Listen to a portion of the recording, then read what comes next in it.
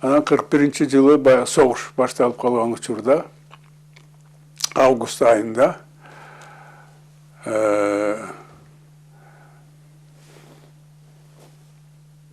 bir 7 бала жок болуп калды. Вот как раз окуу башлар алдында 7 бала. Эмне болгонун эч ким билбейт. Ошонун ичинде Чыңгыз да жок. Вот. Анан эмне болду деп 2-3 күн издеп, эми чоң шаар эмес да. Райцентр кыштак, эч ким эч нерсе жок. Анан бирөөлөр көргөн окшойт. Балдар согушка качып кетти деп. Анан Жамбылга барышат. Станцияга. Жамбылга келсе, ошо Жамбылда жүрүшүптүр балдар. Көмүр ташып иштешкен ошо согушка барабыз деп.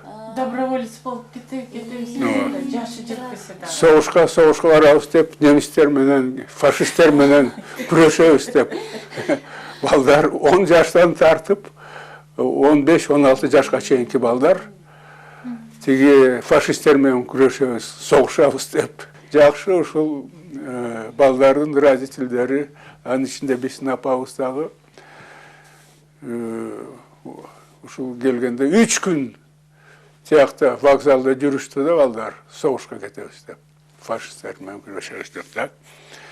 Кармап алып, анан үйгө алып келип, Короодо 3 эле бала калдык да биз. Мына мен калдым, анан Кереспек деген бала, так, и Шурка Новиков. Шурка бизден да кичүү болчу.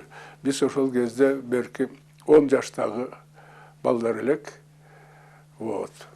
Тарындыңар. Я. Тарындыңар.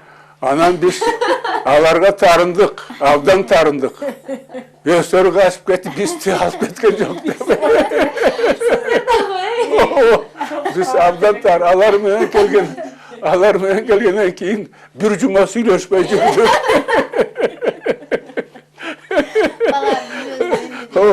Өздөрү кетип, бизди калтырып кетти деп. Вот.